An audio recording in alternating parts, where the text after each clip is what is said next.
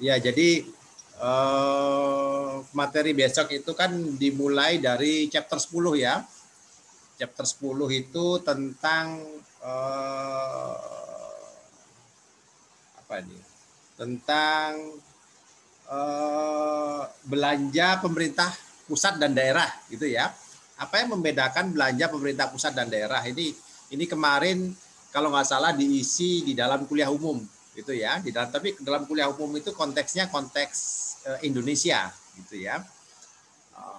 Jadi oh ya, saya mau menyampaikan gini ya, materi yang saya sampaikan ini sifatnya hanya meringkas saja dan kemudian saya tidak menambahkan sesuatu dari apa yang disampaikan dosen kalian ya. Mungkin hampir sama. Saya hanya menggarisbawahi saja gitu ya. Kemudian ini tentir ini saya anggap sifatnya non formal, santai saja ya. Jadi saya juga tidak terlalu persiapan. Pokoknya saya ngalir saja. Nanti kalau ada yang ditanyakan silahkan gitu ya. Chapter 10 itu membahas tentang belanja pemerintah pusat dan daerah ya. Di dalam sistem pemerintahan gitu ya, kan ada di buku kan dibahas bagaimana sistem di Amerika gitu ya. Di sana ada federal, state sama lokal gitu ya. Kalau di Indonesia kan ada pemerintah pusat, ada pemerintah provinsi, ada kabupaten kota ya. Nah, di mana untuk dari sisi penerimaan misalnya ya, kalau dari sisi penerimaan ya, dari sisi pendapatan pajaknya, daerah itu lebih banyak bertumpu pada sumber-sumber pendapatan yang berasal dari pajak-pajak properti ya, pajak bumi dan bangunan gitu kan, itu di daerah gitu ya. Tapi untuk di Indonesia untuk pajak penghasilan, pajak pertambahan nilai itu ya, pajak penjualan itu ada di pemerintah pusat. Nah, ini tentu ada kesenjangan antara pusat dan daerah. Nah, nanti ada semacam hibah dari pusat ke daerah untuk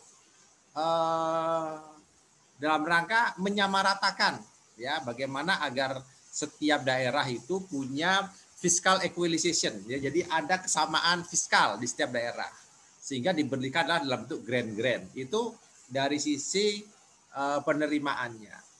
Nah, kemudian dari sisi belanjanya bagaimana, dari sisi belanjanya, dari sisi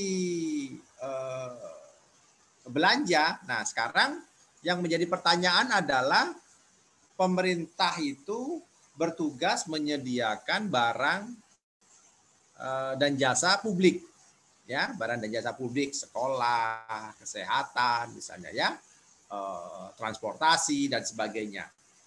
Nah, pertanyaannya adalah bagaimana kita mencapai efisiensi yang paling optimal menyediakan barang publik. Sekolah misalnya, mana yang lebih efisien, pemerintah pusat atau pemerintah di daerah? Kesehatan misalnya.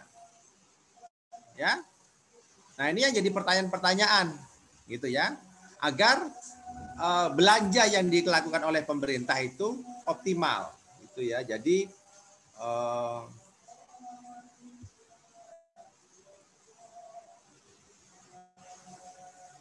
saya nggak bisa screen sharing ini. Oh, oke, maaf Pak, saya belum jadikan co-host ternyata. Oke, sudah Pak, mungkin bisa dicoba lagi Pak. Oke, bentar.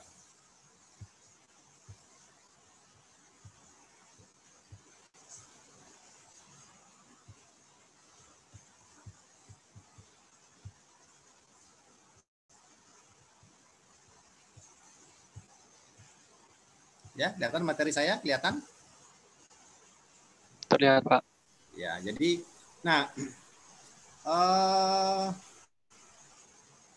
lalu bagaimana caranya kita menentukan agar layanan publik dari pemerintah itu bisa optimal? Siapa yang menyelenggarakan? Ya, apakah pemerintah pusat atau serahkan ke daerah? Ya. Nah, permasalahan di dalam penyediaan barang publik ya itu ada dua. Ya, yang pertama pemerintah itu kesulitan menentukan ya. Kira-kira kalau pemerintah itu ingin menyediakan barang publik, kira-kira barang apa yang dibutuhkan masyarakat? Ya, yang pertama, ya, preference revelation, mengungkapkan bagaimana pemerintah itu tahu kebutuhan masyarakat, preference revelation-nya. Yang kedua adalah preference aggregation. Kalau sudah tahu, kemudian bagaimana mengumpulkannya, ya? Di daerah A kepingin sekolah, di daerah B kepingin pasar, di daerah C kepingin jalan yang bagus. Nah, tentu berbagai macam nih. Bagaimana caranya? Karena kalau di Indonesia Anda bisa lihat misalnya, Indonesia begitu luas. Bagaimana melakukan agregasi, mengumpulkan seluruh kebutuhan orang banyak ini tadi. Ya. Nah ini, jadi ada dua ini. Preference revelation dan preference aggregation. Nah, ini yang kemudian dijelaskan oleh model Thibault, ya. Model Thibault itu menjelaskan bahwa penyediaan barang publik itu ada dua faktor yang menyebabkan tidak efisien, ya. Pertama adanya shopping dan competition. Shopping artinya adalah belanja yang dilakukan pemerintah itu terkadang tidak tepat atau tidak sesuai dengan kebutuhan masyarakat. Itu shoppingnya. Ya. Kemudian yang kedua adalah tidak adanya kompetisi. Ya. Ya kan pemerintah kalau melakukan layanan kan nggak ada kompetisi. Ya. Misalnya membuat KTP kan nggak ada saingan pemerintah satu-satunya, ya kan? Nah, membuat akte kelahiran misalnya kan nggak ada saingan, ya. Membayar pajak gitu kan nggak ada saingan. Kalau nggak ada saingan gimana kualitasnya, ya? Kan tidak bisa menjamin kualitasnya yang buruk itu. Nah ini yang dijelaskan oleh model Thibault, ya. Tidak efisien.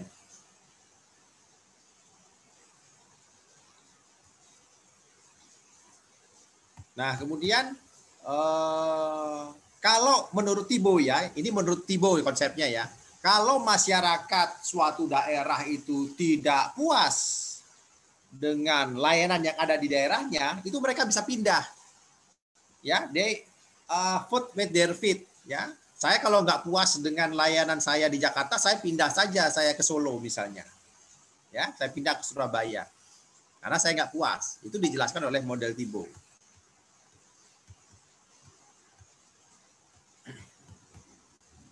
Ya, ini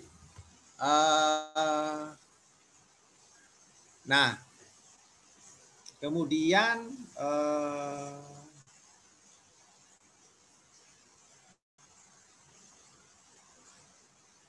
menurut model Thibault ini masyarakat itu bisa berkelompok-berkelompok, ya.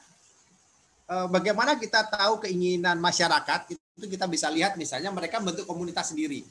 Ya, misalnya kalau di kampus kan Anda tahu ya, ada orang yang tinggal di Bintaro, ada orang yang tinggal di Pondok Aren misalnya, ya. Tentu mereka akan terkelompok dengan sendirinya. Orang yang preferensinya ingin rumah yang nyaman, ingin rumah yang ada tamannya, misalnya ingin yang tenang, mereka akan ke Bintaro, ya, dengan membayar pajak lebih mahal misalnya, ya, iuran lebih mahal.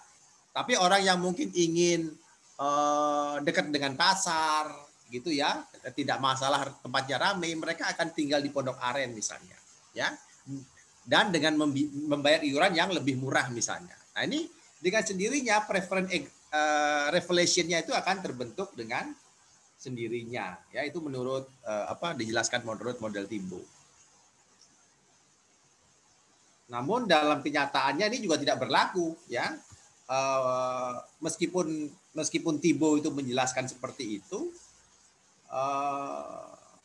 tidak berlaku dalam realitanya, ya. Kenapa? Karena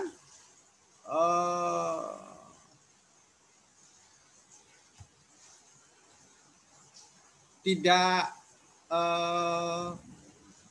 kalau orang itu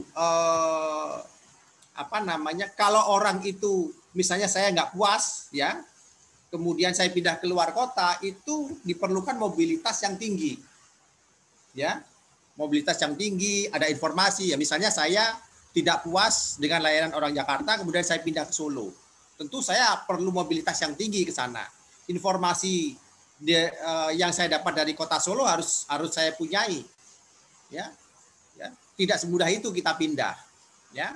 Misalnya di Jakarta saya punya saudara, ya, punya kenalan, lahir di situ, kan tidak semudah itu saya pindah ke daerah lain hanya semata-mata gara-gara layanannya kurang baik. Nah, ini ya tidak semudah itu, ya, menurut model Tibo ini. Nah, kemudian terkait juga dengan pembayaran pajaknya tadi, ya. Kalau tadi komunitas-komunitas tadi membayar lamsam tax, itu artinya ketika saya tinggal di Bintaro, kemudian masyarakat ingin punya taman, maka berapa biaya untuk membangun taman itu dibagi, kemudian dibayar oleh warga Bintaro misalnya. Nah, itu tidak bisa berlaku karena pajak ini tidak membedakan siapa yang kaya, siapa yang miskin. Ya, tidak adil nantinya. Ya. Kemudian ada yang disebut dengan eksternalitas atau spillover. Ya, spillover. Artinya adalah kalau kita tidak puas, tidak harus kita itu pindah. Ya, spillover itu contohnya kalau kita tinggal di Jakarta gitu ya. Di Jakarta itu dia membuat taman gitu ya, membuat sarana transportasi misalnya, ya. Di mana taman itu misalnya dibangun oleh uangnya orang Jakarta. Tetapi karena taman itu punya spillover, artinya orang dari luar Jakarta bisa bebas datang menikmati keindahan taman di kota Jakarta, berarti taman ini punya spillover. Orang lain bisa menikmati meskipun mereka nggak ikut iuran warga Jakarta. Itu ada spillover. Jadi tidak harus orang itu pindah ke Jakarta, ya. Mereka tanpa tinggal di Jakarta pun mereka bisa menikmati keindahan kota Jakarta. Ya, jadi mereka nggak usah pindah. Nah, ini adalah beberapa permasalahan yang asumsi dari Tibo yang tidak tepat, gitu ya. Nah, tapi tadi juga ada buktinya ada juga tadi kan, bagaimana terbentuknya komunitas-komunitas, ya, preference tadi, ya, mereka tinggal berkelompok-kelompok tadi itu juga mereka menunjukkan preferensinya, ya, itu ada buktinya juga. Dan itu kemudian juga bisa terlihat dari harga rumah di daerah-daerah itu, gitu ya. Nah, ini contoh-contoh di Amerika, ya, saya nggak bahas itu. Kemudian apalagi nih saya mau nyampaikan. Nah, kemudian apa dengan menggunakan model Tibo, ya, kita gunakan sekarang untuk menganalisis, ya, bagaimana agar kebijakan penyediaan barang dan jasa publik itu bisa optimal, ya. Yang pertama adalah tadi berdasarkan pembahasan tadi, satu, harus ada ikatan yang kuat antara pajak yang dibayar dengan manfaat yang diperoleh, tax benefit linkage-nya. Ya.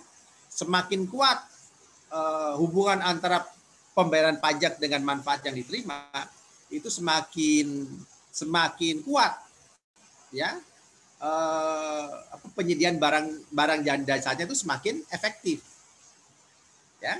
Yang kedua, apakah barang dan jasa itu ada spillover atau tidak, ya.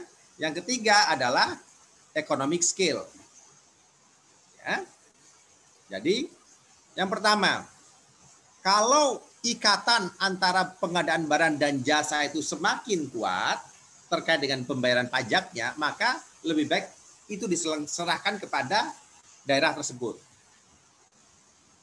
Ya, sebagai contoh misalnya, kalau saya membayar pajak, ya, kemudian pajak yang saya bayarkan itu digunakan untuk memperbaiki jalan yang ada di daerah saya, maka hubungan antara pajak dengan manfaat itu adalah kuat apa lemah ini? Ya. Kuat ya. Jadi Kuat, hubungan Pak. antara pajak dan manfaat itu kuat.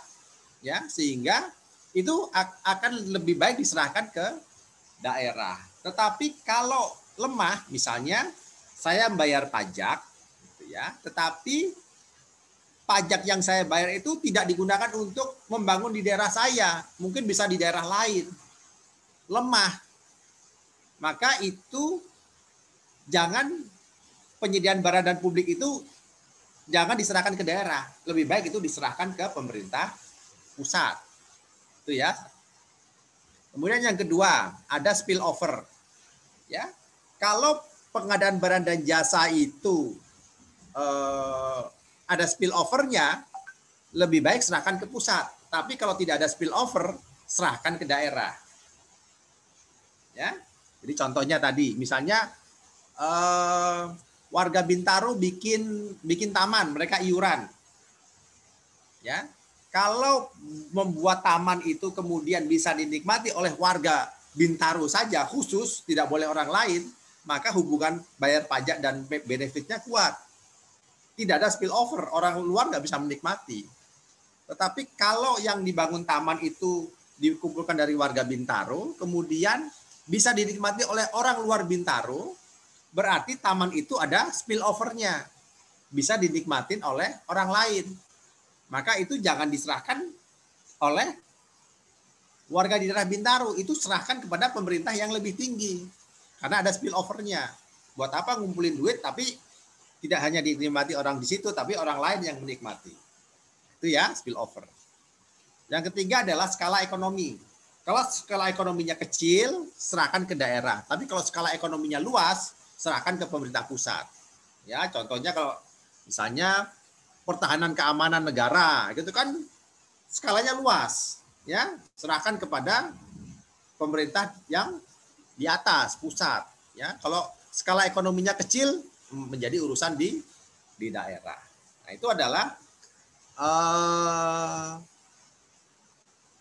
ciri-ciri ya, bagaimana menentukan apakah barang publik itu diproduksi oleh dihasilkan oleh pemerintah pusat atau pemerintah di daerah atau yang di lokal. Jadi harus memenuhi 3 syarat ini. Ya, ini tadi ini penjelasannya saja. Saya rasa mungkin di kelas Anda mungkin sudah dibagikan ya ini materi-materi ini ya. Saya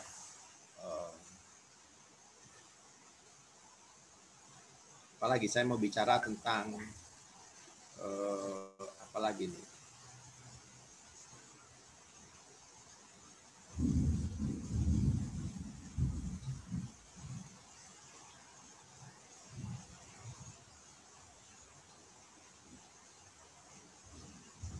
Kemudian saya mau bicara tentang ini redistribusi ya, bagaimana caranya fiscal equalization-nya ya. Pemerintah ketika pemerintah pusat itu karena mempunyai kewenangan memungut pajak lebih banyak ya, semakin tersentralisasi, kemampuan daerah memungut pajak semakin kecil. Ya. Nah, dengan demikian sebagai contoh ya, kita Kementerian Keuangan punya Direktorat Jenderal Pajak. Ya, Direktorat Jenderal Pajak itu adalah instrumen pemerintah pusat yang ada di daerah. Ya, dia adalah kewenangan pusat. Nah, untuk membagikan kewenangan fiskalnya, maka pemerintah pusat memberikan grant kepada daerah, ya, grant. Nah, ini mungkin kemarin dibahas itu ya di kuliah umum, ya. Ada grant, ada matching grant, ada block grant, ada conditional grant, ya. Matching grant itu artinya adalah kalau pemerintah pusat itu mau ngasih duit, asalkan pemerintah daerah juga menyediakan uangnya. Jadi kerjasama.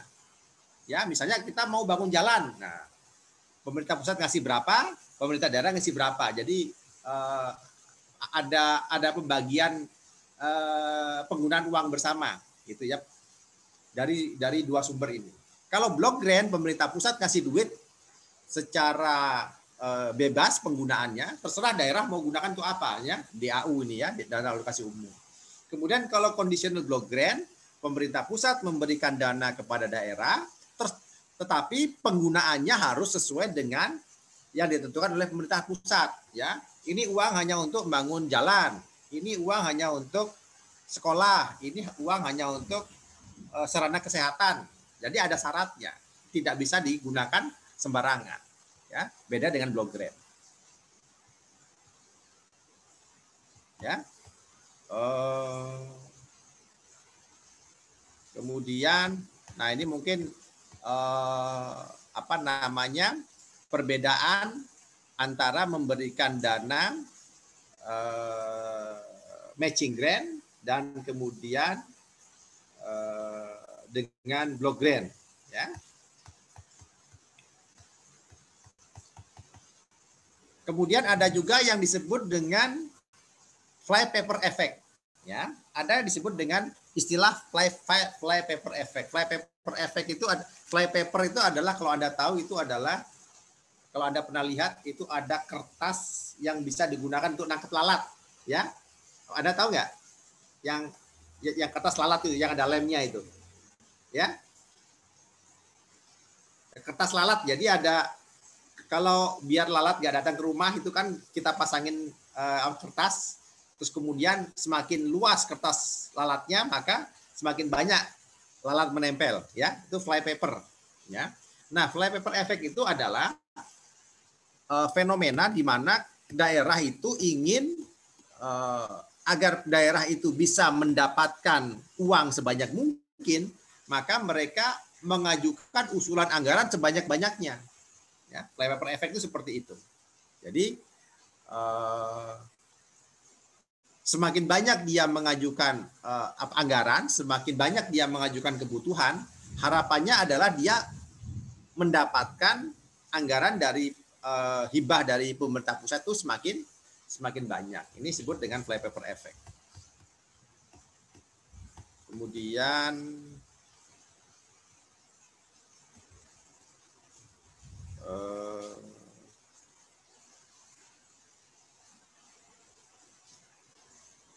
ini lebih contoh di Amerika ya, contoh bagaimana pemerintah di Amerika itu melakukan distribusi ya. Kalau ini nanti kita konteksnya konteks Indonesia saja, yang kemarin dijelaskan ya, apa itu DAU, apa itu DAK, ya, apa itu dana insentif daerah dan sebagainya. Kalau di sana lebih kepada pembiayaan, contoh adalah pembiayaan sekolah gitu ya. Oke, sampai di sini dulu. Ada yang mau didiskusikan nggak? Kira-kira jelas nggak? Ada yang mau ditanyakan sampai di sini? Ini chapter ke-10.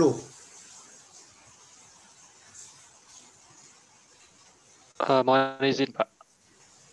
Nah, di sini ada pertanyaan, ada titipan ya, Pak. Nah, di sini pertanyaan adalah kalau earmarking 8% dari total transfer dari pusat yang wajib digunakan pemerintah daerah itu termasuk grant apa ya Pak, dari 3 grant yang Bapak jelaskan tadi, yang block grant dan lain sebagainya, itu termasuknya yang mana Pak? Nah, itu earmark itu artinya itu adalah kalau nggak salah ini ya, earmark itu adalah bagaimana pemerintah itu mengalokasikan anggaran tetapi sudah ditentukan penggunaannya. Jadi dia lebih kepada conditional. Jadi pemerintah mengalokasikan anggaran tapi ini hanya untuk kegiatan tertentu saja. Di earmark, ditandain. Nah, ya kita istilahnya itu ditandain dananya ini. Nggak boleh digunakan yang macam-macam. Ditandain hanya untuk ini misalnya. Hanya untuk penanganan COVID, nggak boleh yang lain. Nah, misalnya gitu ya. Oke.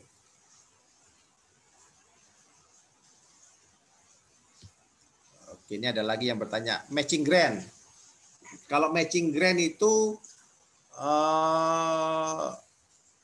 kalau dulu ada istilah namanya dana usaha DUB ya, dana usaha bersama ya. Misalnya pemerintah pusat memberikan dana 80% dan daerah 20%, misalnya untuk kegiatan pembangunan, ya misalnya mereka mau membangun pasar. Jadi ini lebih kepada komitmen, ya misalnya kalau misalnya mereka minta uang ke pusat, gitu ya, maka pusat akan menyalurkan uang asal di sana memberikan komitmen. Ya. Atau misalnya gini, minta dana untuk pembelian peralatan, misalnya ya, pembelian peralatan kesehatan rumah sakit, misalnya ya, membeli peralatan kesehatan. Oke, pemerintah pusat akan membantu pengadaan alat kesehatan. Ya, tapi untuk pelatihan pegawai yang akan mengoperasikan alat kesehatan itu harus disediakan sendiri oleh pemerintah daerah. Nah, itu adalah contoh dari matching grant. Jadi pemerintah pusat hanya menyediakan alatnya, nanti pemerintah daerah menyediakan pelatihannya. Atau misalnya pemerintah pusat misalnya mau membangun jalan, mau membangun jembatan, pemerintah daerah menyediakan sarananya, jalannya. Jadi pemerintah pusat menyediakan biaya untuk mengaspalnya, membangun jembatannya. Nanti daerah yang membantu membebaskan lahannya misalnya. Nah, itu adalah kegiatan matching grant. Ya. Oke, ada lagi? Langsung aja kalau mau diinikan, ditanyakan. Nggak usah ditulis-tulis. Oke. Cukup jelas ya materi chapter 10 ya. Saya sepotong-sepotong aja ya biar ini ya, karena ini kan banyak materinya. Oke, yang berikutnya kalau nggak ada diskusi lagi saya lanjutkan, kita bahas tentang barang publik. Salah satu contoh pengadaan barang publik di bidang pendidikan, gitu ya. Nah, di dalam buku ini dibahas misalnya mengapa pendidikan itu menjadi bahan pertimbangan penting buat pemerintah, mengapa pemerintah itu terlibat di dalam penyediaan barang publik di bidang pendidikan, gitu ya.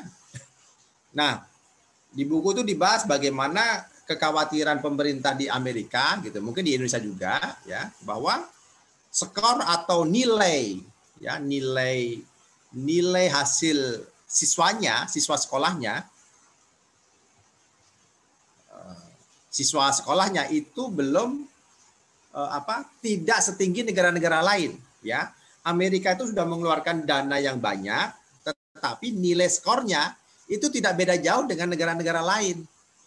Nah, ini mereka mencari ini kenapa masalahnya seperti itu, ya. Terutama untuk sekolah-sekolah yang sekolah dasar dan sekolah menengah, ya. Mengapa nilainya tidak maksimal padahal biaya yang dikeluarkan sudah banyak, ya. Nah, ini salah satu pertimbangannya.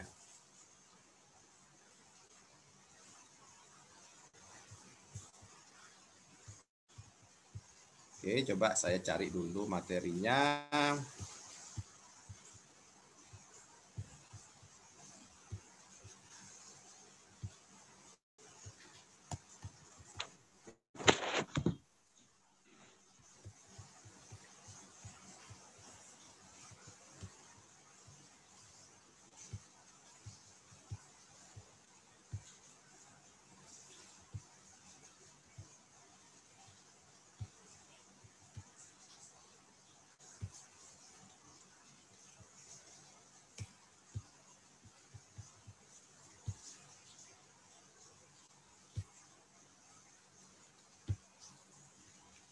Ya, kelihatan ya? Ya, ini adalah di Amerika ya. Jadi anggarannya sudah besar tapi ternyata nilainya itu sama saja dengan negara-negara lain ya. Di Malaysia anggarannya lebih kecil tapi nilainya juga tinggi gitu. Jadi ada yang salah ini kan gitu. Nah, jadi di sini pembahasannya adalah mengapa pemerintah itu perlu terlibat di dalam pembiayaan pendidikan, ya, diskusinya.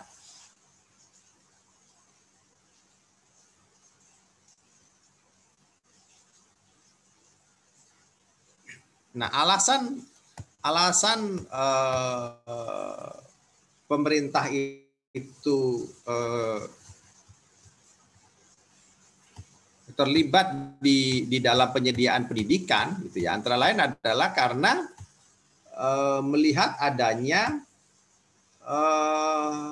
manfaat, ya, bahwa dengan semakin tingginya pendidikan, gitu ya, itu akan bisa mendorong produktivitas SDM-nya semakin meningkat, ya. Selain itu, gitu ya, pendidikan sendiri itu juga bukan barang publik murni, ya. Kalau barang publik kan seharusnya tidak ada persaingan dan semua orang bisa menikmati. Ternyata sekolah nggak demikian. Sekolah itu ternyata bersaing, ya. Kalau Anda ingin mendapatkan sekolah yang bagus, Anda harus bersaing untuk mendapatkannya. Kemudian harus excludable, ya. Tidak semua orang bisa memperoleh pendidikan yang bagus, ya. Mereka ada yang harus membayar mahal untuk mendapatkan sekolah yang bagus, ya. Ada harus pinter untuk mendapatkan sekolah yang bagus, ya. Tidak bisa berlaku untuk semua. Jadi sekolah pendidikan itu bukan termasuk barang publik yang murni, ya. Jadi, nah, ini adalah beberapa alasan mengapa pemerintah ingin terlibat di dalam pendidikan, ya, mendorong produktivitas, ya. Kemudian citizenship, artinya adalah kesadaran sebagai warga negara. Kalau warga negaranya itu sudah berpendidikan, maka ketika mereka ikut pemilihan, ya, ikut pemilu, pilkada, mereka akan bisa memilih orang-orang yang terbaik, orang-orang yang tepat, gitu, ya. Tidak mudah ditipu. Kemudian adanya kegagalan pasar, ya. Ada kegagalan pasar di situ. Di mana orang yang ingin sekolah itu ternyata kesulitan biaya, mereka tidak bisa mendapatkan pinjaman untuk melanjutkan sekolah. Kemudian yang terakhir adalah kegagalan memaksimalkan nilai-nilai keluarga, ya. Artinya banyak keluarga yang tidak terlalu peduli dengan anak-anaknya, dengan sekolah anak-anaknya, ya. Ini yang dibahas di situ, ya. Jadi produktivitas yang pertama, ya.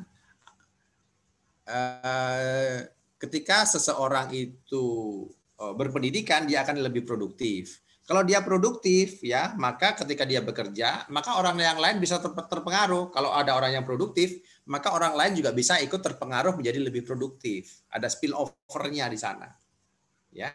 Sehingga ini akan bisa meningkatkan produktivitas. Kemudian tadi, ya, citizenship, ya, ada kesadaran sebagai warga negara, mereka lebih patuh dengan peraturan, ya. Tidak mudah melanggar peraturan, mereka paham dengan aturan-aturan, gitu, ya. Kemudian ada kegagalan pasar tadi, ya. Jadi orang yang ingin sekolah kesulitan mencari pembiayaan. Mereka di bank tidak disediakan pinjaman untuk melanjutkan sekolah. Kemudian kegagalan memaksimalkan fungsi keluarga, ya. Jadi keluarga itu kadang-kadang, apalagi kalau keluarga yang hidupnya pas-pasan, orang miskin misalnya, ya, daripada nyuruh anaknya sekolah, lebih baik anaknya disuruh kerja misalnya. Ini adalah kegagalan memaksimalkan peran keluarga.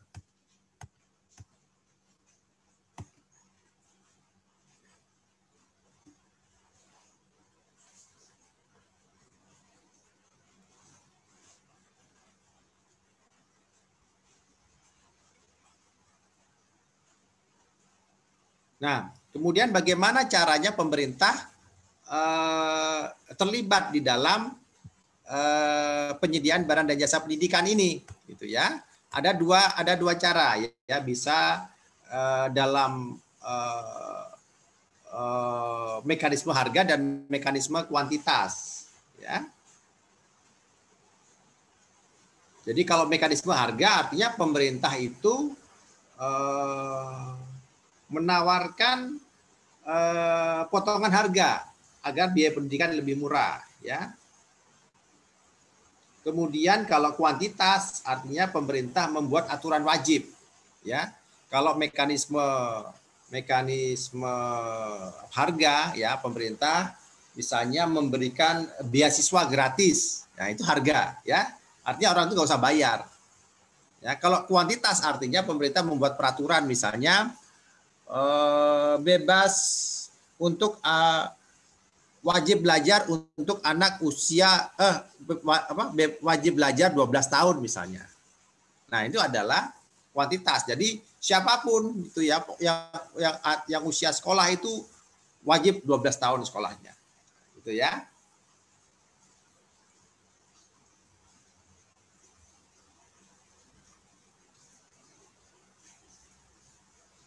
Nah, di dalam prakteknya gitu ya, sama dengan di Indonesia gitu ya. Untuk pemberian jaminan itu biasanya seperti di Indonesia itu tadi ya, kita memberikan bebas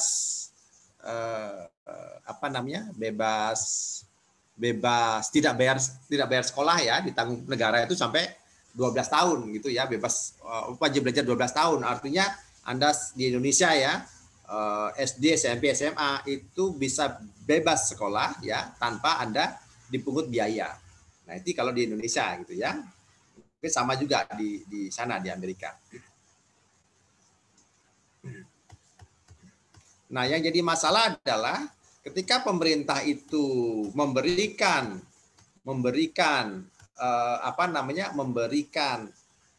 biaya pendidikan gratis, ya itu ternyata bisa menurunkan kualitas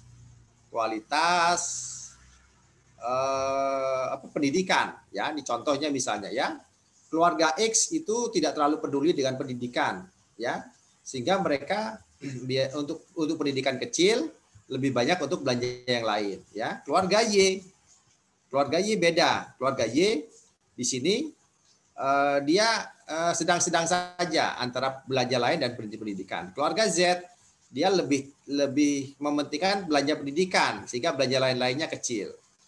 Kalau pemerintah menyediakan anggaran bebas pendidikan, ya misalnya di sini, ya sebesar ini, maka akibatnya nanti keluarga X itu bisa menikmati pendidikan lebih tinggi lagi di titik ini. Namun keluarga Y, ya karena selisihnya di sini dia bayar sendiri, gratisnya di sini, maka keluarga Y ini akan mengurangi kualitas pendidikannya, pindah ke sini. Ya. Sedangkan keluarga Z tetap saja karena gratisnya di sini, tapi dia menikmati di sini, ya. Jadi dia tidak terpengaruh. Nah, inilah yang keluarga Y inilah yang bisa kalau banyak orang seperti keluarga Y, maka akan banyak sekali orang yang menurunkan kualitas pendidikan anaknya. Dia berpindah daripada saya bayar sekolah di sini, lebih baik saya ikut program pemerintah yang gratis. Ya. Ini artinya ini menurunkan kualitas pendidikan karena dia harusnya ada di zona yang di sini lebih tinggi, dia turun di sebelah sini. Ya. Dan ini yang disebut dengan crowding out. Crowding out itu berkurangnya ya orang-orang yang tadinya sekolah kualitasnya lebih tinggi memilih sekolah yang lebih rendah. Nah, maka di sini pemerintah bisa mengganti sistemnya dari memberikan biaya gratis, sekarang dikasih kupon aja ya, setiap orang dikasih kupon potongan harga ya. Nah, akibatnya sekarang kalau dikasih kupon potongan harga maka garis batas anggarannya di sini ya, sehingga semua bisa memperoleh kenaikan biaya pendidik, memperoleh kenaikan kualitas pendidikan naik ya. Keluarga Z pun juga naik ya. Jadi semua bisa bebas menggunakan kuponnya. Tapi akibatnya adalah di sini sekarang pemerintah harus menanggung biaya ya, tidak hanya untuk orang yang tidak mampu atau tidak peduli dengan pendidikan, tapi juga orang yang peduli dengan pendidikan. Orang yang kaya misalnya, mereka juga dapat kupon, mereka juga makin tinggi kualitas pendidikannya. Ya, jadi kesenjangannya masih tetap ada. Ya, ini ada plus minusnya ya kalau pemberian biaya gratis dengan memberikan potongan ya, kupon potongan harga.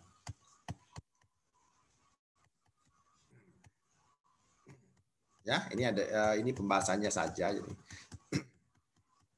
Kemudian bagaimana cara mengatasi misalnya? Oh, berikan kupon itu hanya untuk orang-orang yang miskin misalnya, ya, untuk orang-orang yang aksesnya terbatas gitu ya. Nah, ini adalah masalah-masalah terkait dengan pembagian kupon tadi ya. Ketika orang itu dikasih kupon ya untuk bisa digunakan di sekolah mana saja, maka cenderung anak itu nanti disekolahkan sama orang tuanya, itu nanti dicarikan sekolah-sekolah yang aneh-aneh, misalnya disekolahkan tidak ke sekolah umum tapi ke sekolah misalnya anaknya suka main bola, disekolahkan ke sekolah bola, anaknya sedang musik, disekolahkan ke sekolah musik menggunakan kupon itu. Jadi bisa terjadi spesialisasi, bisa terjadi segregasi, ada tingkatan-tingkatan gitu ya. Karena bebas menggunakan kupon gitu ya. Kemudian semua orang bisa menggunakan ya, karena tidak hanya untuk orang miskin saja ya. Sehingga kemudian pasar pendidikan menjadi tidak kompetitif. Ya, itu adalah pembahasannya di materi ini. Kemudian lagi ya.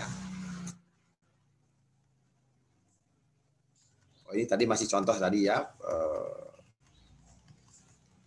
Jadi akibatnya dengan penggunaan kupon tadi, penggunaan ini, maka untuk sekolah-sekolah yang bagus mereka bisa menarik siswa sebanyak-banyaknya. Tetapi untuk sekolah-sekolah publik milik pemerintah yang tidak baik pengelolaannya, itu dia makin buruk, dia tidak dapat siswa. Ya, kalau dia tidak dapat siswa, lama-lama dia tutup. Ya, kalau lama-lama dia tutup, akhirnya tidak tersedia sekolah-sekolah yang tersedia hanya sekolah-sekolah yang berkualitas. Sekolah-sekolah yang biasa-biasa saja hilang.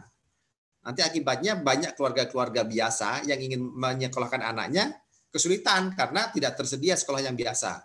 Yang tersedia hanya sekolah-sekolah yang bagus saja. Ya, jadi kesulitan untuk orang-orang yang penghasilannya pas-pasan, kemampuan anaknya biasa-biasa saja, itu kesulitan nanti menemukan sekolah gitu ya. Ini kalau persaingannya semakin ketat ya.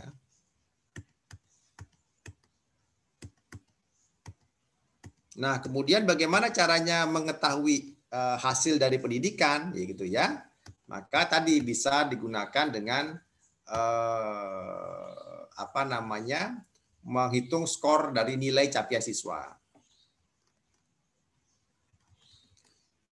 Nah, kemudian dampak dari pendidikan itu adalah kita bisa mengukur dari tingkat produktivitasnya, gitu ya. Nah, mengapa sekolah itu penting, gitu ya? Mengapa sekolah itu bisa sebagai alat pengukur produktivitas? Karena sekolah itu adalah salah satu alat untuk dimanapun Anda mau bekerja gitu ya, salah satu alat untuk mengukur seseorang itu adalah pendidikan. Gitu kan, kita nggak bisa ya, meskipun pendidikan itu tidak menjamin orang itu pandai bekerja, tetapi itu adalah syarat paling mudah digunakan untuk melakukan screening, ya kan? Kalau Anda mau bekerja kan yang ditanya ijazahnya, ya minimal dengan ijazah yang Anda miliki itu menunjukkan bahwa Anda itu adalah orang yang produktif, ya minimal orang itu mau belajar, mau berusaha, mau bersungguh-sungguh sampai dia memperoleh ijazah, artinya di situ bisa terukur produktivitasnya. Ya, itu adalah salah satu pendekatan. Mengapa sampai sekarang pendidikan itu masih digunakan sebagai pertimbangan mengukur produktivitas. Ya.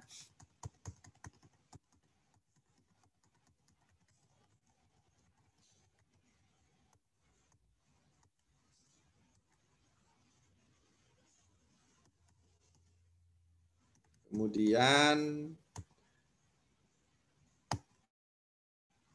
nah kalau tadi itu kita bicaranya lebih kepada pendidikan dasar dan menengah, ya, di mana pendidikan dasar dan menengah itu lebih banyak dipengaruhi oleh peran orang tuanya, ya.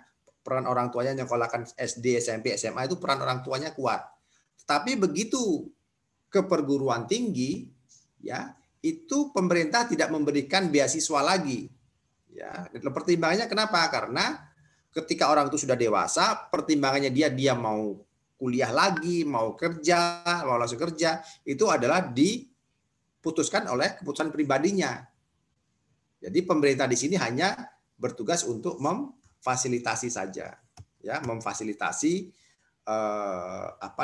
penyediaan, mempermudah dia. Kalau orang mau kuliah bagaimana, gitu ya. Nah, di sini peran dari pemerintah itu adalah di sini pemerintah itu menyediakan hibah, ya, atau bantuan pendidikan, atau pemerintah bisa membantu menyediakan pinjaman, ya. Atau pemerintah bisa memberikan tax relief. Artinya kalau seseorang itu bersekolah, maka dia bisa membayar pajak lebih rendah. Ini adalah beberapa kebijakan pemerintah di tingkat perguruan tinggi. Ya.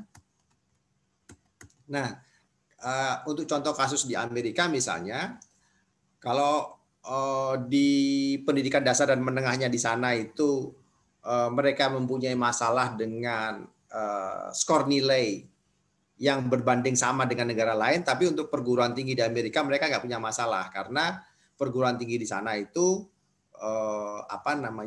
kualitasnya sudah baik. Bahkan orang dari luar negeri datang untuk sekolah di Amerika. Itu kalau contoh kasus yang ada di Amerika itu ya.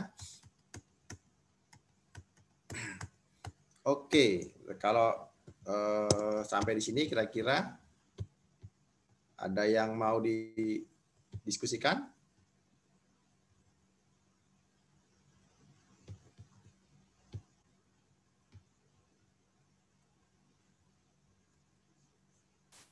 Itu di kolom chat ada pertanyaan, Pak. Oh iya.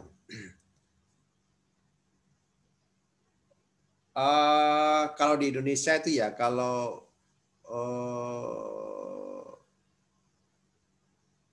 di Indonesia itu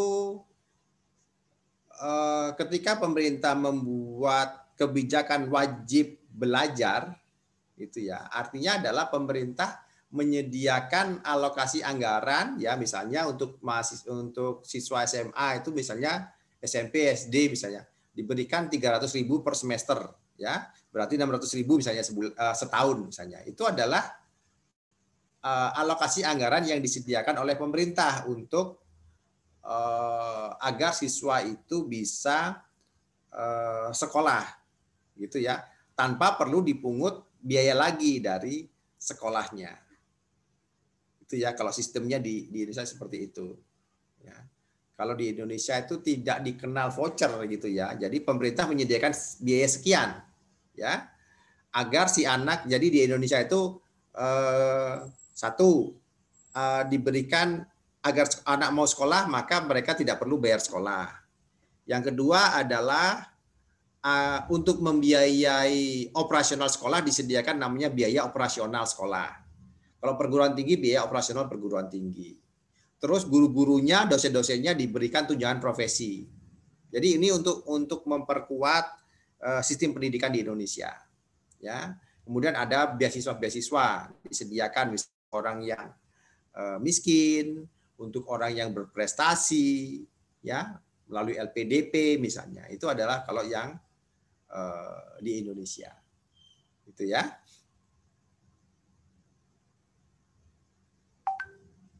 Kalau konsepnya voucher di Amerika itu bebas digunakan di mana saja, ya. Kalau di Indonesia, kalau di konteks di buku Amerika itu bebas sekolah itu di sekolah-sekolah publik. Sama dengan kalau di Indonesia, kalau wajib belajar 12 tahun itu dimanapun dia sekolah, pendidikan 12 tahun itu adalah gratis. Ya, tetapi ketika dia masuk ke sekolah swasta, ya, itu bisa menjadi pengurang biaya pendidikannya. Gitu. Ya mungkin itu bisa digunakan sebagai voucher ketika dia sekolah tapi tidak di sekolah publik, tapi dia di sekolah swasta misalnya. Ya, itu bisa juga dianggap sebagai voucher karena bisa ngurangin biayanya. Ya. Tapi dia tetap bayar kalau di sekolah swasta. Kalau di sekolah negeri dia gratis, ya. Jadi kalau di sekolah swasta dia bisa digunakan sebagai pengurang biaya pendidikan. Ya, biaya swasta tidak memungut setinggi itu karena sudah mendapat juga biaya dari untuk siswa yang wajib belajar tadi, gitu ya.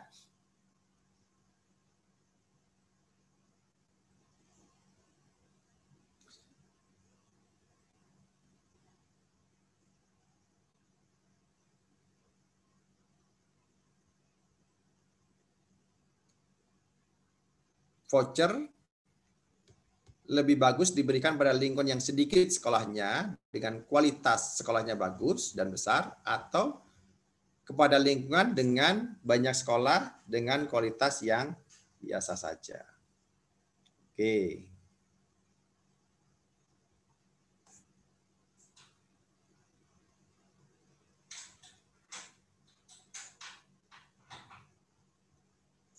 Maka di sini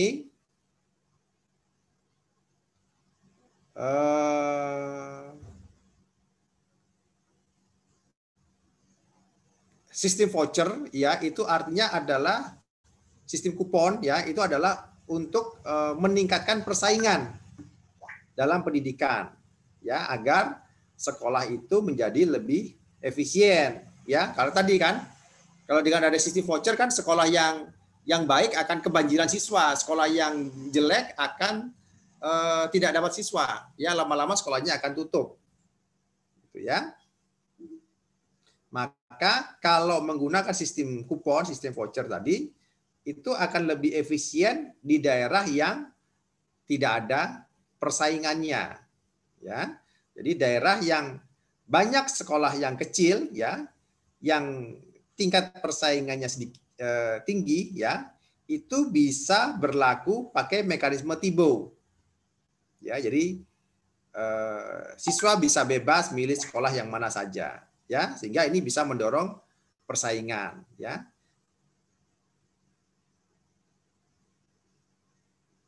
Jadi kalau untuk daerah yang kurang persaingan, ya maka itu akan lebih baik menggunakan sistem yang voucher tadi, ya. Karena dengan sistem voucher itu akan bisa meningkatkan efisiensi. Kemudian apalagi nih? Pola pikir kondisi ekonomi yang lebih memilih untuk bekerja dan mencari nafkah supaya kehidupan lebih baik daripada sekolah. Karena mereka menganggap sekolah tidak mubazir, pemerintah menggelontorkan dana pendidikan. Nah, kalau untuk dana pendidikan gitu ya, ini kalau kita bicara konteks di Indonesia, pemerintah tadi ya punya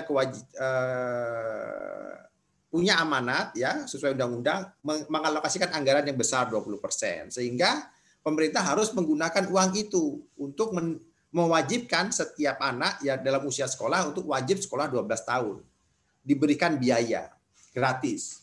Nah, bagaimana dengan orang-orang yang misalnya miskin, misalnya anaknya disuruh kerja gitu ya, maka di Indonesia juga ada yang namanya program keluarga harapan misalnya. Jadi agar anak, kalau orang miskin itu kan anaknya disuruh kerja ya, kalau dia anaknya sekolah maka anaknya nggak bekerja, kalau nggak bekerja nggak makan kan gitu. Maka ketika anak itu sekolahnya gratis, kemudian untuk menggantikan uang yang hilang karena dia nggak bekerja, maka pemerintah juga menyediakan uangnya. Itu kalau di Indonesia seperti itu. Gitu ya. Jadi agar anak itu benar-benar bisa bersekolah gitu ya, tanpa disuruh orang tuanya.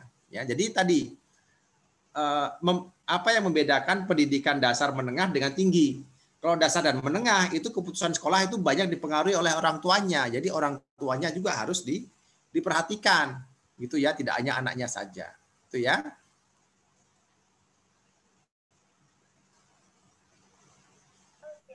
Mohon izin Pak, tadi ada salah satu yang raise hand, mungkin bisa disampaikan, mungkin ingin iya, bertanya. apa gimana, Mas? izin Bapak Ya. bertanya Bapak Ya. terkait dengan yang tadi Bapak mengatakan terkait voucher lebih baik digunakan di sekolah yang mungkin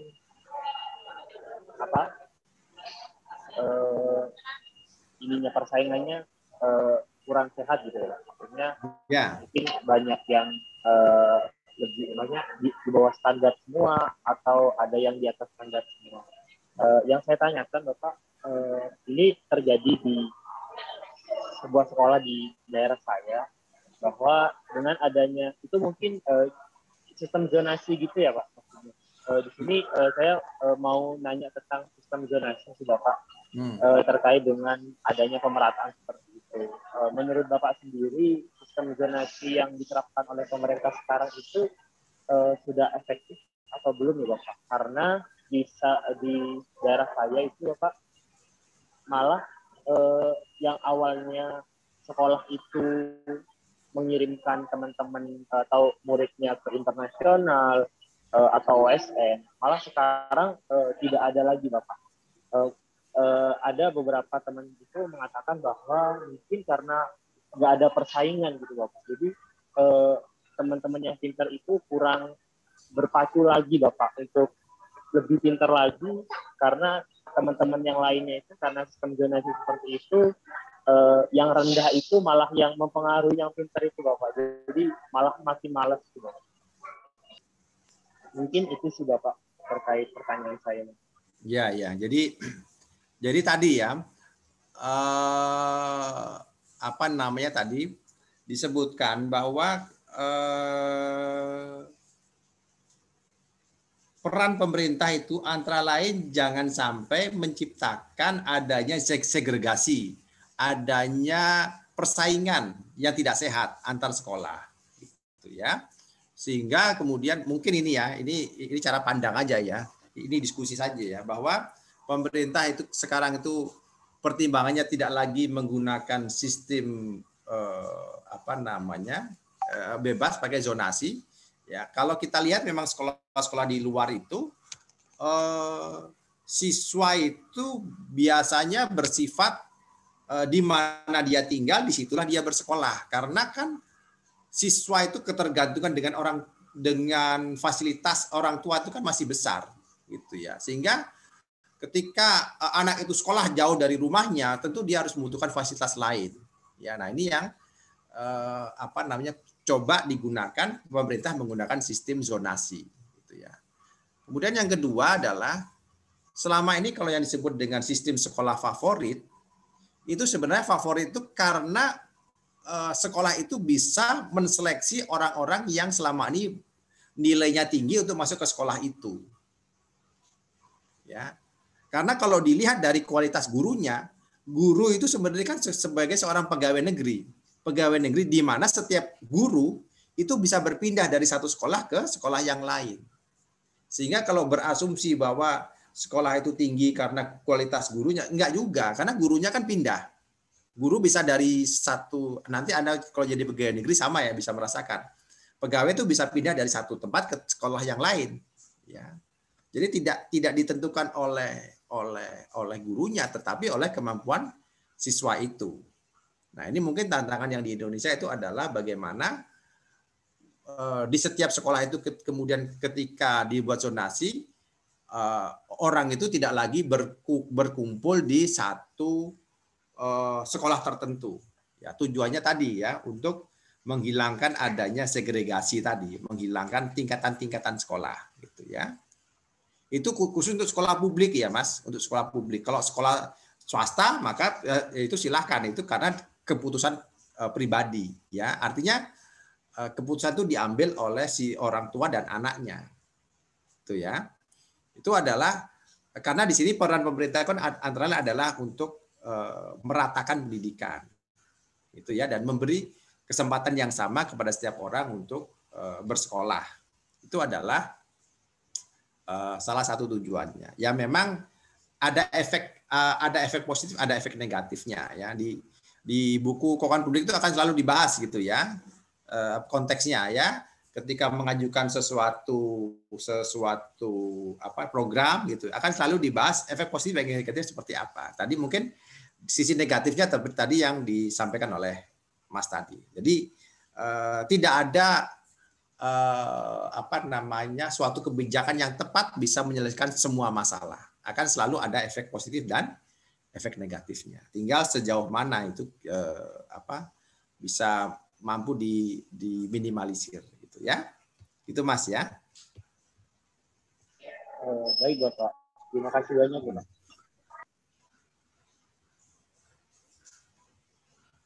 Ya, ini pertanyaannya lebih berkembang ke arah teknis ya, lebih ke teknis ya. Jadi kita tidak bicara gininya ya, kita tidak bicara teknis pendidikannya ya di sini. Jadi kita bicara tentang bagaimana pengaruh dari ketika pemerintah itu membuat program kebijakan yang didukung oleh pengelolaan keuangan, itu efeknya bagaimana. Gitu ya. Jadi kalau kita mau bicara ke teknis pendidikan nanti harusnya orang dengan orang pendidikan yang lebih tepat ya membahasnya gitu mungkin ya. Pola pikir masyarakat ke bawah bahwa memilih bekerja dan mencari nafkah supaya kehidupan lebih baik daripada bersekolah karena mereka menganggap sekolah apa tadi? Karena menganggap sekolah kehilangan siswa. Mana tadi ya?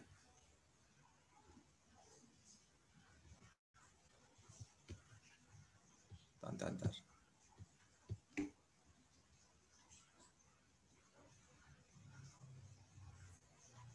Pola pikir memilih bekerja dan mencari nafkah supaya kehidupan lebih baik daripada untuk sekolah karena menganggap sekolah sulit mencari pekerjaan.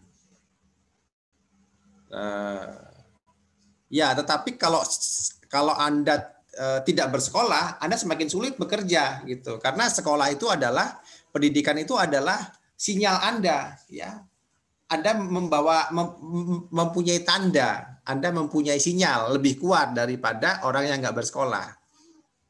Ya, jadi kalau Anda ingin lebih mudah mendapatkan pekerjaan, gitu ya, maka tetap harus menggunakan sinyal sekolah karena itu adalah salah satu alat yang dipakai untuk melakukan screening. Ya, kalau Anda tidak bersekolah, maka Anda akan kesulitan mendapatkan pekerjaan justru ya.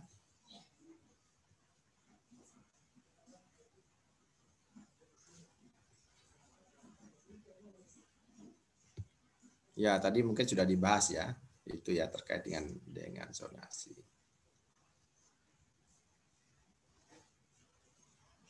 Ya, jadi kalau yang tadi pertanyaan tentang persaingan tadi ya, voucher itu gunakan untuk sekolah-sekolah yang apa namanya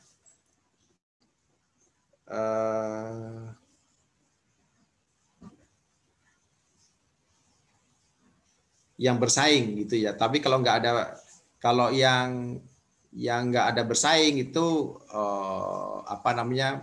justru nanti akan kasihan nanti sekolah-sekolah banyak yang tutup gitu ya.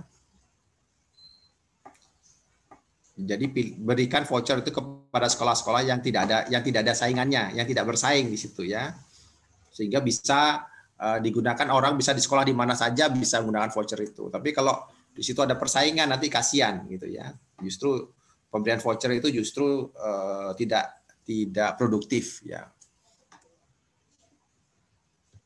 Ya tadi oke. Zonasi sudah. Oke, ada lagi? Cukup ya? Biar saya bisa masuk ke materi yang lain ya. Kemudian tadi chapter berapa tadi? 10, 11, 12 ya. Chapter 12 itu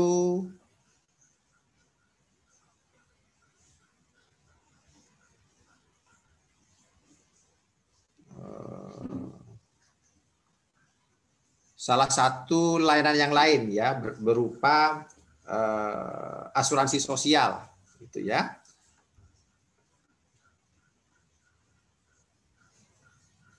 Nah, asuransi sosial itu ya di banyak negara termasuk Indonesia juga itu di sini dibahas karena saat ini gitu ya, ketika negara-negara itu sudah tidak lagi berperang ya, maka belanja jaminan sosialnya itu besar ya. Kecuali kalau negara-negara itu masih berperang gitu ya, alokasi anggarannya banyak habis digunakan untuk pertahanan. Tapi ketika negara itu sudah tenang, damai, itu sekarang alokasi anggarannya banyak digunakan untuk jaminan sosial gitu ya. Contohnya misalnya kalau di Indonesia jaminan kesehatan ya, asuransi untuk pensiun gitu ya.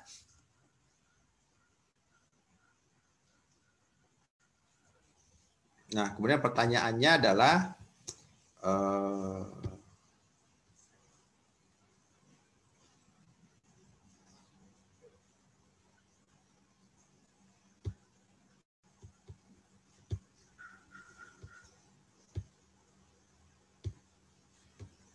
nah ini ya, ini apa pengertian asuransi gitu ya. Terus pertanyaannya adalah mengapa orang itu memilih asuransi gitu ya? Mengapa orang itu mengasuransikan dirinya gitu ya? Karena tujuannya adalah dia ingin apa namanya? Ingin meratakan konsumsinya ya, baik ketika dia bekerja maupun dia sudah tidak bekerja lagi, baik ketika dia sedang sehat maupun dia sedang sakit gitu ya. Jadi meskipun saya sakit, konsumsi saya tetap sama ketika saya sehat.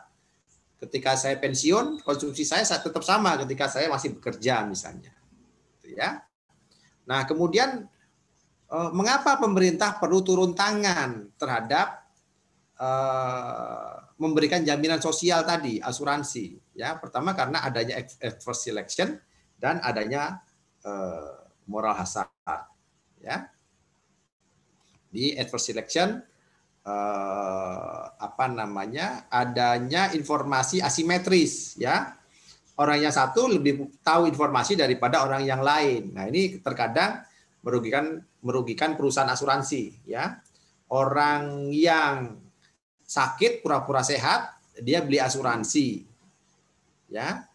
Kemudian ketika dia sudah mendapat asuransi, ternyata dia kemudian sakit-sakitan, sering berobat, akibatnya asuransinya rugi, perusahaan asuransi.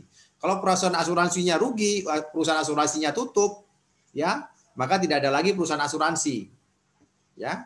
Nanti kasihan orang-orang yang benar-benar sehat yang mau cari asuransi, dia nggak tersedia asuransi ya. Nah, maka di sini perlu campur tangan pemerintah. Kemudian yang kedua adalah ada moral hazard ya, orang yang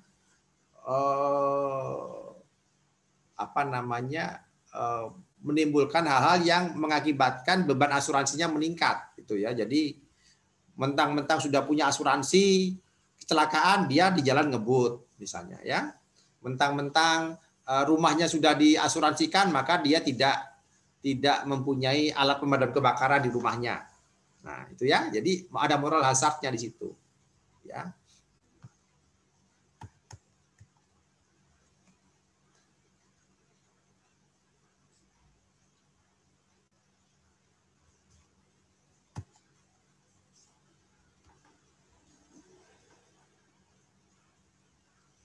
Nah, jadi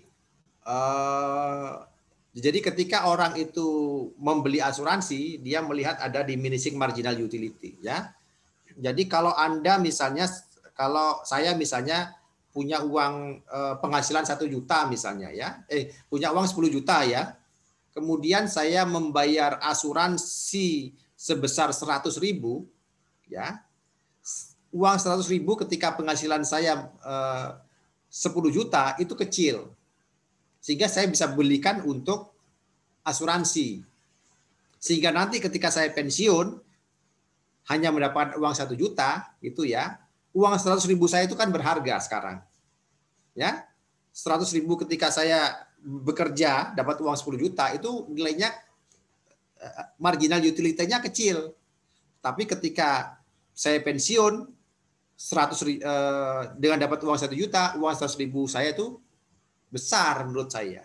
Nah, jadi dengan saya berasuransi 100.000, nanti ketika penghasilan saya kecil, ketika pensiun, maka saya bisa meratakan konsumsi.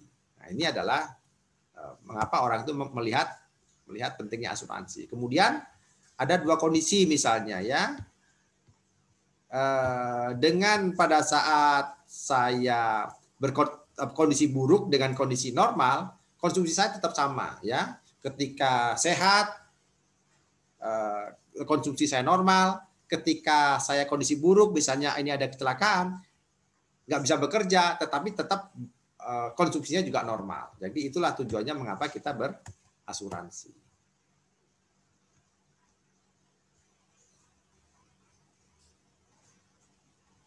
Ya, nah, karena adanya ketidakpastian ya, ketidakpastian kondisi itu. Jadi kita selalu berjaga-jaga.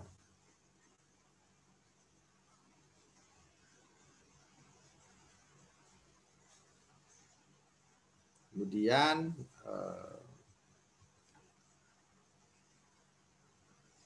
nah ini adalah perkiraan gitu ya. Asumsi ekspektasi ketika menghitung bagaimana kondisi ketika tidak ada kondisi buruk dengan adanya kondisi buruk gitu ya. Jadi dengan memperkirakan peluang terjadinya kondisi buruk, maka kita bisa memperkirakan bahwa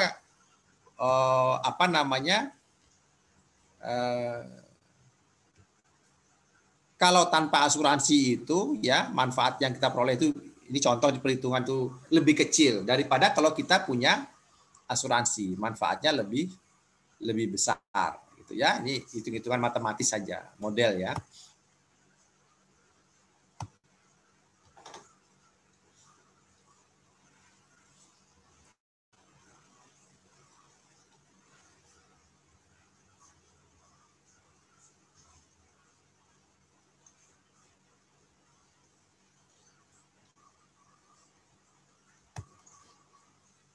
Nah, kemudian juga untuk orang-orang yang cenderung menghindari risiko, gitu ya, semakin besar risiko yang dihadapi, ya, maka akan semakin banyak pengeluarannya dia untuk membeli asuransi, ya.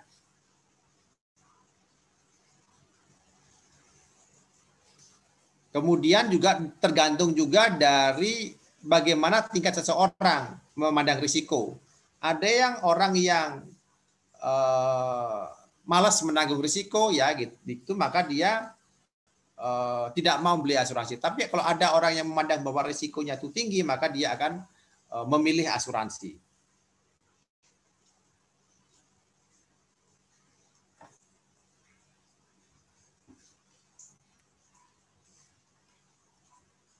Nah, sama dengan kasus di Indonesia, misalnya BPJS gitu ya. Untuk orang-orang yang memandang risiko itu rendah, maka dia tidak mau membayar asuransi BPJS. Tetapi untuk orang yang memandang asuransi risiko itu tinggi, maka dia akan membeli asuransi. Nah, ini yang tadi sudah saya jelaskan mengapa pemerintah itu perlu turut campur terhadap asuransi, ya, karena adanya informasi asimetris, ya. Jadi ketika informasi asimetris, kemudian perusahaan asuransi itu rugi, itu ya, tidak tersedia perusahaan asuransi, maka di sini perlu peran pemerintah, ya, untuk menyediakan asuransi, terutama untuk orang-orang yang memang yang normal, ya, tidak asimetris informasinya.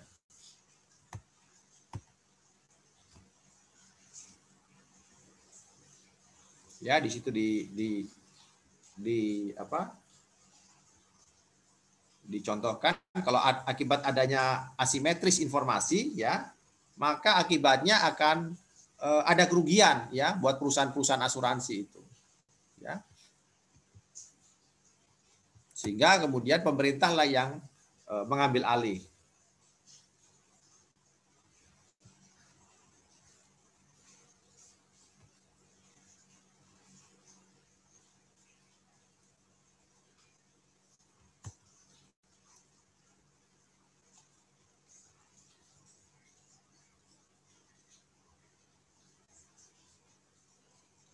Jadi kalau ternyata kemudian perusahaan asuransi memandang informasi asimetris, ya banyak orang-orang yang sakit menyembunyikan kondisi sebenarnya, maka perusahaan asuransi bisa memandang mau orangnya sakit atau sehat itu dianggap orang sakit semua, ya, sehingga asuransi menjadi mahal, ya. Kalau asuransi menjadi mahal, maka tidak tersedia asuransi buat orang yang memang benar-benar sehat, ya. Nah, ini juga kegagalan pasar, gitu ya.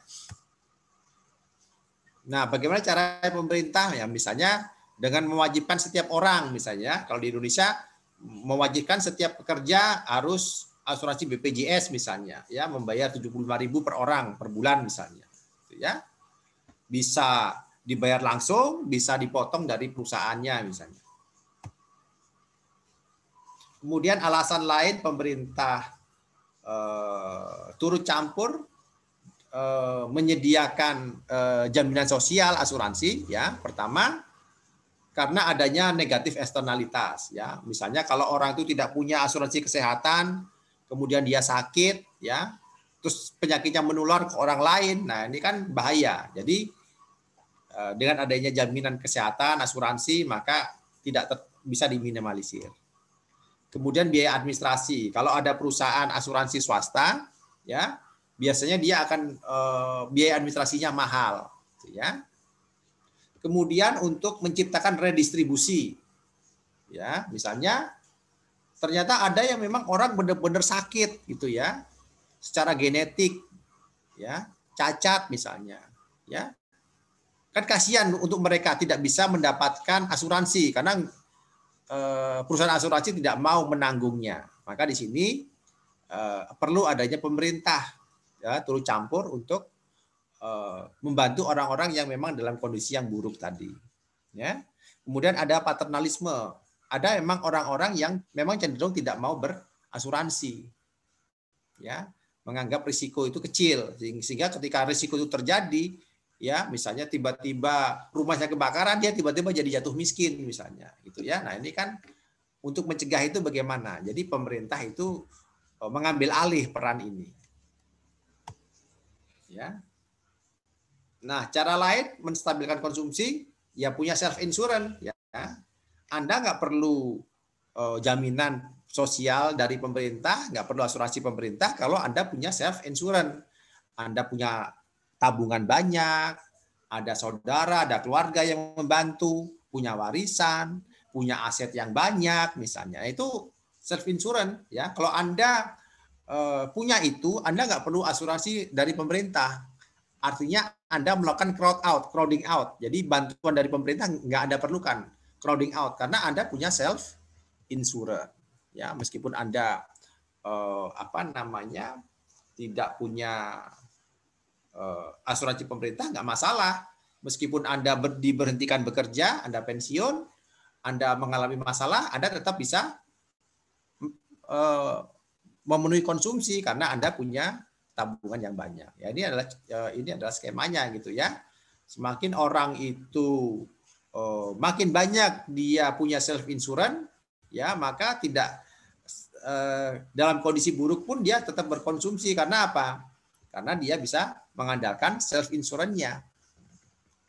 Ya, tingkat penggantiannya 0, ya. Ini yang ekstrimnya gitu ya. Dia tidak perlu tergantung dari asuransi pemerintah. Ya, kalau di sini asuransi pemerintah itu berfungsi optimal gitu ya, 100%. Kenapa? Karena ketika dia tidak punya self insurance, maka ketika dia dalam kondisi buruk, maka sepenuhnya ya konsumsinya bergantung dari jaminan pemerintah.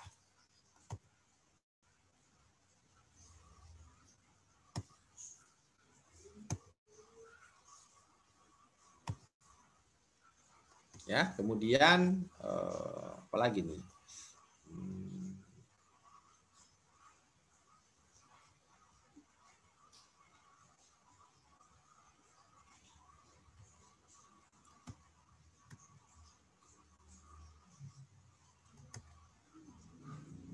Nah, kemudian moral hazard yang lain di sini disebutkan ketika orang moral hazardnya contohnya di sini misalnya ketika ada asuransi pekerjaan gitu ya, diasuransikan, maka moral hazardnya adalah bisa saja dia kecelakaan itu bukan di tempat kerja, bisa saja dia kecelakaan kepleset di rumah, tapi dia bilangnya itu kecelakaan kerja. Nah, ini juga moral hazard, gitu ya. Nah, ini juga harus ada pengawasan bagaimana kita mengetahui ya bahwa sudah terjadi kondisi buruk tadi. Ya, ada moral hazard di situ. Ya. Kemudian moral hazard itu bisa macam-macam bentuknya, ya. Berkurangnya tindakan pencegahan. Tadi saya contohkan ya, mentang-mentang sudah punya asuransi kebakaran, ya, di rumahnya, di kantornya tidak disediakan alat pemadam kebakaran, ya. Meningkatkan kemungkinan terjadi keadaan buruk, ya. Mentang-mentang sudah punya asuransi kecelakaan, ya, di jalan kebut-kebutan, ya. Kemudian pengeluaran ketika keadaan buruk, ya, misalnya ketika Anda merasa punya asuransi kesehatan, Anda sakit-sakit sedikit, periksa ke dokter, ya, batuk sedikit, gatal sedikit, ke dokter misalnya, ya, karena ditanggung asuransi. Atau suppliernya tahu, ya, ketika atau rumah sakit atau dokter tahu, si A ini punya asuransi, maka disuruh sering-sering periksa kesehatan. Nah, ini juga moral hazardnya, ya. Jadi macam-macam itu moral hazardnya itu, ya.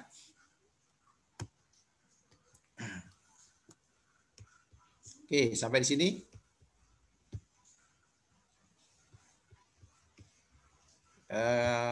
Itu jelas ya. Kemudian di chapter 12 nyambung dengan yang chapter 13 itu tentang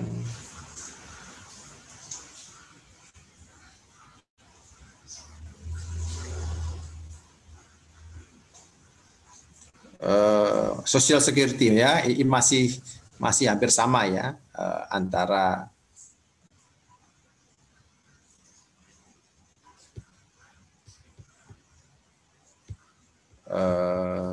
kemudian chapter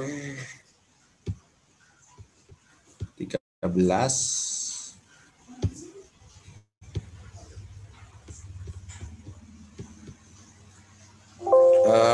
ini hampir mirip juga ya pelanjutannya ya,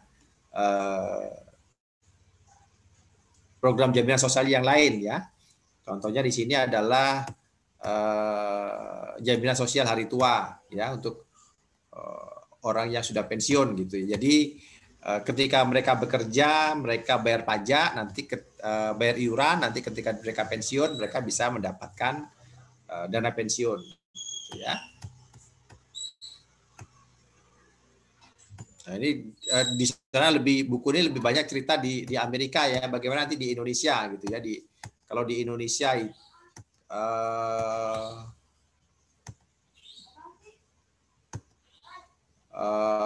apa namanya, agar tidak terjadi kesenjangan, maka ini kalau di Amerika gitu ya. Jadi agar tidak terjadi kesenjangan,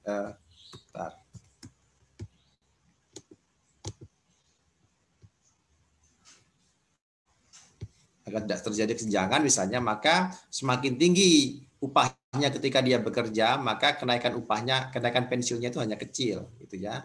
Ketika upahnya itu rendah, maka kenaikan pensiunnya itu besar. Jadi tujuannya agar orang yang pensiun ya, ketika masa mudanya itu upahnya itu selisihnya beda jauh, tapi ketika pensiun upahnya tidak terlalu jauh ya, jaraknya gitu ya.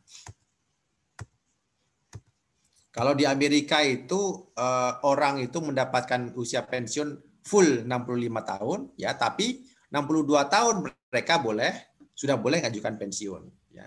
Kalau di Indonesia, kalau PNS, kalau kita bicara PNS ya, pegawai negeri ya, itu usia 58 tahun Anda bisa pensiun gitu ya. Atau 60 tahun gitu ya. Kalau Anda ingin pensiun dini boleh, minimal masa kerja itu kalau nggak salah 20 tahun itu ya. usia minimal kalau nggak salah 50 tahun. Itu Anda boleh mengajukan ke pensiun. Nanti sampai dengan usia 58 itu Anda dapat namanya uang tunggu namanya, ya. Menunggu sampai Anda jatah umur pensiunnya, gitu ya, baru dibayarkan selama uang pensiunnya, ya.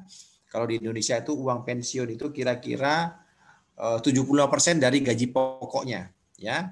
Misalnya kalau gaji pokoknya 5 juta, berarti pensiunnya 75% kali 5 juta misalnya, gitu ya. Itu kalau di Indonesia, ya. Jadi manfaatnya kalau pensiunan ya untuk orang yang sudah tua. Kalau yang pensiunnya meninggal, masih ada pasangannya, maka bisa ke pasangannya. Kalau dia punya anak, ya di Indonesia kalau anaknya masih sekolah atau usia kurang dari 18 tahun itu masih bisa mendapatkan tunjangan dari pensiunnya.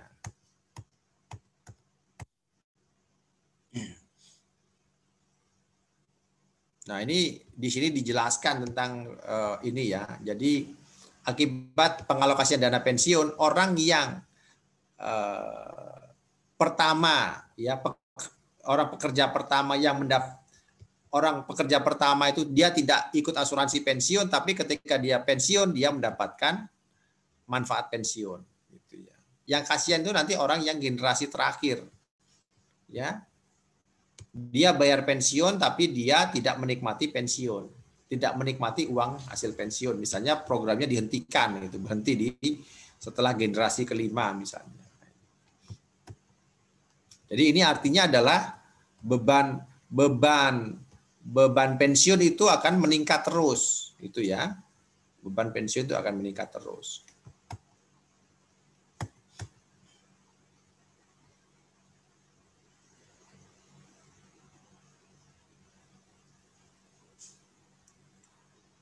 Ya, jadi di sini tujuannya pemerintah menyediakan dana pensiun ini ya.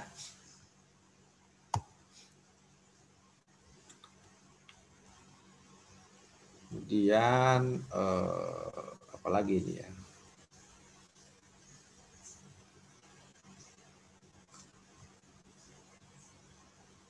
Nah, dengan pemerintah itu menyediakan dana pensiun, ya, menyediakan dana pensiun ini berpengaruh terhadap partisipasi kerja, ya. Ini contoh data di Amerika ya. Ketika pemerintah itu mulai mengenalkan jaminan hari tua, asuransi untuk orang pensiun, ya, maka orang itu banyak mengajukan diri untuk pensiun, ya. Jadi partisipasi kerjanya turun, ya, makin cepat dia, ya. Namun mulai belakangan ini sudah mulai kembali normal lagi, ya. Artinya apa? Pengaruh efek dari program pensiun pemerintah, ya. Semakin besar disediakan dana pensiun, ya, semakin orang memilih untuk tidak bekerja, ya. Cepat-cepat pensiun aja, gitu ya. Lebih baik berhenti kerja, dapat duit, ya, daripada bekerja, gitu ya. Nah, ini juga kelihatan tanda di sini ya. Ketika di Amerika itu orang dibolehkan pensiun umur 62 tahun, maka asuransi biaya yang dikeluarkan pemerintah itu meningkat, ya. Makin banyak orang yang minta berhenti kerja, ya. Kemudian yang di full asuransi, yang di full pensiun, gitu ya. Di negara-negara lain juga sama, ya. Di negara Prancis misalnya, ketika batas usia pensiun itu 60 tahun, maka banyak orang yang mengajukan berhenti bekerja, pensiun. Ya, ini adalah bukti-bukti bahwa pengaruh dari kebijakan pemerintah tentang batas usia pensiun itu berpengaruh terhadap orang yang berhenti bekerja, ya.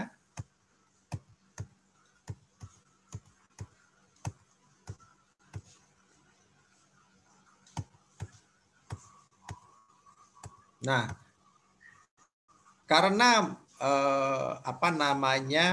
pemerintah harus menyediakan anggaran, ya, akibatnya adalah meningkatnya orang yang berhenti bekerja dan meminta pembayaran pensiun, gitu ya, akibatnya anggaran pemerintah itu menjadi besar, meningkat untuk membayar jaminan pensiun. Nah, untuk memenuhi itu, caranya adalah pemerintah memenuhi dengan meningkatkan pajak, ya, untuk mengatasi kekurangan anggaran. Kemudian memperluas dasar pengenaan pajak, ya. Jadi misalnya pajak tidak hanya dikenakan kepada penghasilan, bisa aja pajak dikenakan kepada warisan misalnya, ya bisa. Jadi kepada berbagai macam pendapatan agar bisa dapat pajak, ya. Atau pemerintah meningkatkan umur usia pensiun, ya. Di Indonesia juga sama, ya. Dulu usia pensiun itu 56 tahun, ya. Sekarang dinaikkan lagi oleh pemerintah di Indonesia menjadi 58 tahun atau ada yang 60 tahun. Ya. Sehingga orang itu masih tetap bekerja, ya, tetapi nanti pensiunnya diperpanjang usianya, ya. Untuk mengurangi beban anggaran pensiun. Atau menurunkan besaran manfaat, ya, misalnya kalau dulu pensiun misalnya 80% dari gaji, sekarang diturunkan jadi 75% dari gaji misalnya. Ya, itu besarannya diturunkan. Atau untuk orang-orang yang sudah kaya, manfaatnya dikurangi. Misalnya orang yang dulunya penghasilannya tinggi, maka besaran pensiunnya dikurangi misalnya. Ya, ini adalah contoh-contohnya. Atau kalau memang anggaran pemerintah kurang untuk bayar pensiun, maka caranya adalah dana pensiun itu diinvestasikan, ya. Dana yang iuran yang dari seluruh pekerja, potongan dari gajinya dikumpulkan, kemudian uangnya diinvestasikan misalnya untuk beli saham, gitu ya. Sehingga manfaat dari keuntungan saham itu kemudian bisa digunakan untuk meningkatkan alokasi anggaran bayar pensiun, gitu ya.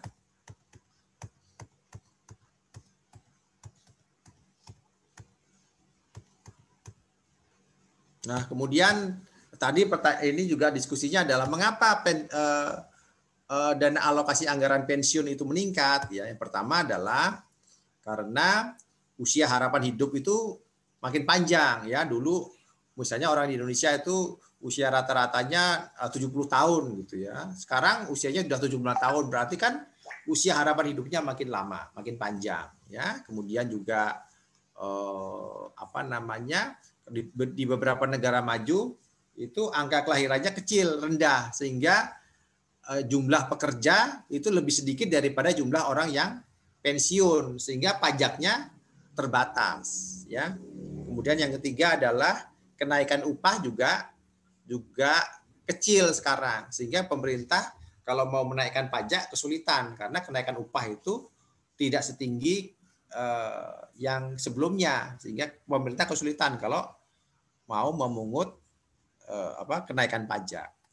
Ya, itu beberapa masalahnya. Oke, sampai situ dulu. Ada yang mau didiskusikan?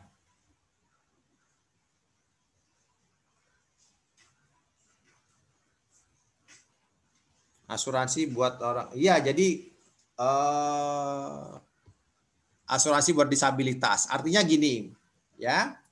Ketika terjadi kegagalan pasar, ya,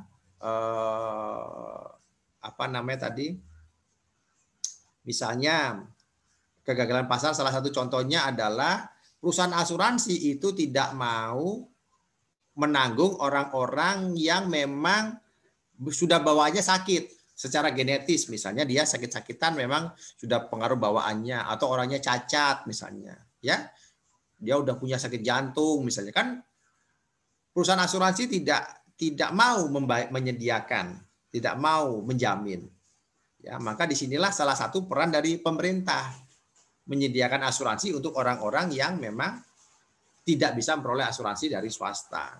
Tadi itu adalah salah satu contohnya, ya. Itu adalah salah satu peran dari pemerintah tadi, ya. Tadi kan ada beberapa gitu, ya, peran pemerintah. Ya. Oke, ada lagi? Jelas ya?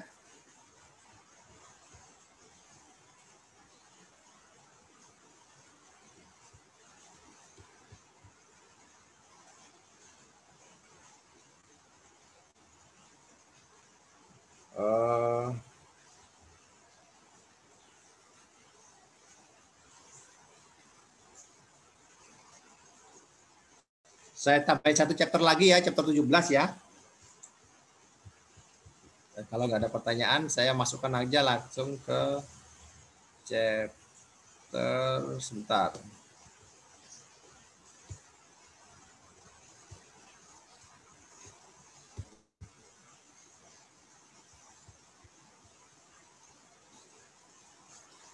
Kalau nggak salah chapter 17 itu ada di ini saya ya.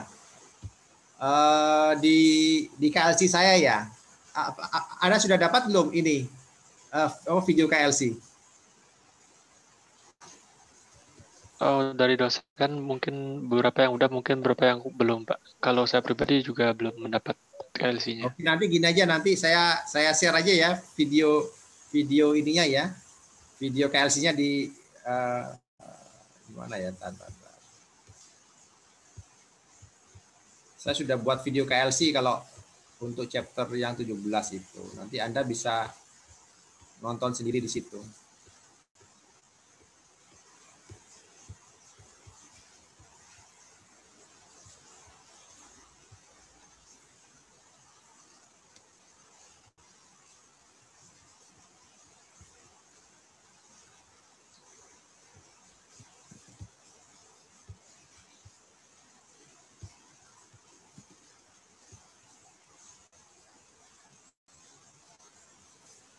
Jadi nanti silakan kalau kopi nanti saya kirim juga ke mana, ke WA-nya ya. Nanti silakan share di mana?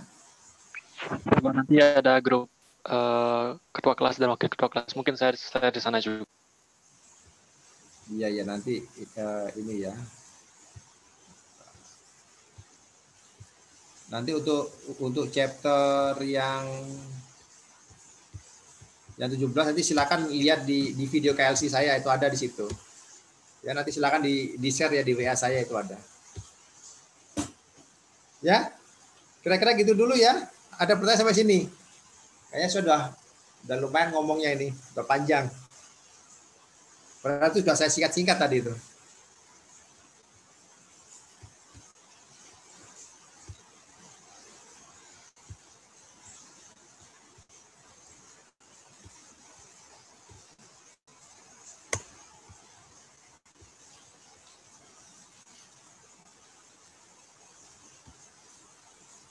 Ya, nanti di WA juga sudah saya kirim Sanjaya untuk ini yang lain. Oke, kira-kira apa ada pertanyaan atau masukan terkait materi saya ini? Nanti kalau memang untuk chapter selanjutnya kalau memang Anda butuhkan, nanti silakan minggu depan silakan kita atur lagi pertemuannya.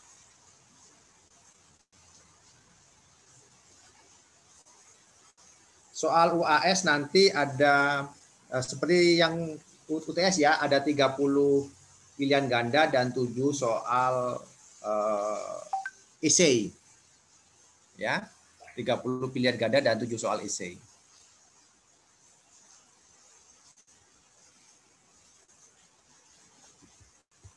Oke, ada lagi? Kayaknya kalau dalam satu malam saya tuntaskan tuh nggak efektif, nanti Anda juga terlalu banyak informasi yang diinikan nanti.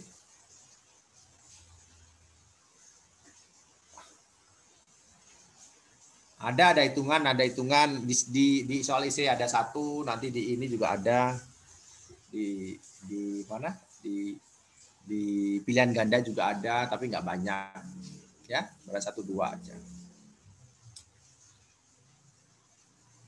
Oke. Mas Sanjaya dan rekan-rekan yang lain, kira-kira kalau untuk chapter berikutnya kalau memang diperlukan nanti silakan hubungi saja saya, nggak apa-apa gitu ya. Kan minggu depan kalau besok ada hari apa itu silakan Anda hubungi saya lagi, nggak apa-apa. Hari mungkin Rabu atau Kamis malam itu silakan ke saya ya. Kalau memang masih memerlukan ini ya.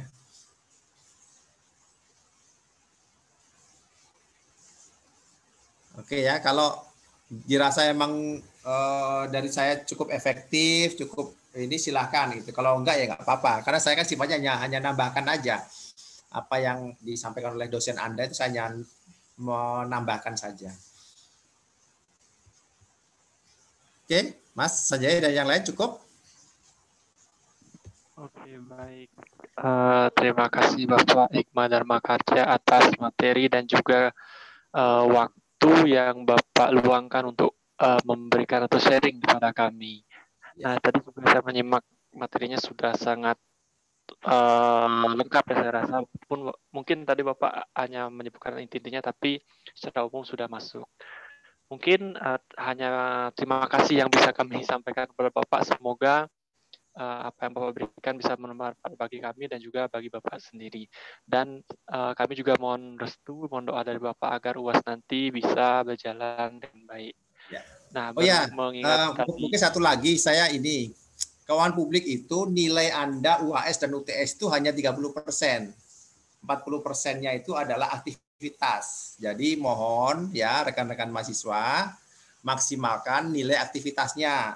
Aktif di kelas, menyelesaikan tugas, ada kuis, bikin paper mandiri atau kelompok, ya silakan di situ dimaksimalkan, ya kehadiran, ya itu menjadi poin buat dosen Anda. Jadi nilai UTS UAS kan kecil sebenarnya 30 ya. Aktivitasnya tolong dimaksimalkan. Itu saja pesan saya, ya. Oke. Baik, terima kasih Bapak atas insight-nya, sangat membantu sekali. Semoga apa yang Bapak akan bermanfaat bagi kami. Ya. Nah, kalau memang dari Bapak cukup, dan mungkin dari teman-teman juga sudah cukup. Dan karena tadi kita buka dengan doa, mari kita berdoa sejenak, tutup kembali dengan doa. Untuk itu, menurut agama dan kepercayaan masing-masing berdoa dipersilakan.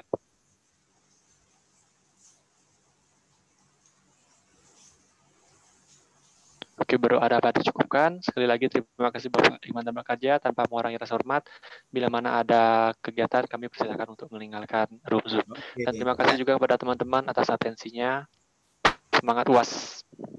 Ya, terima kasih ya. Semangat ya, sukses semua ya. Siap Pak, terima kasih kembali Pak.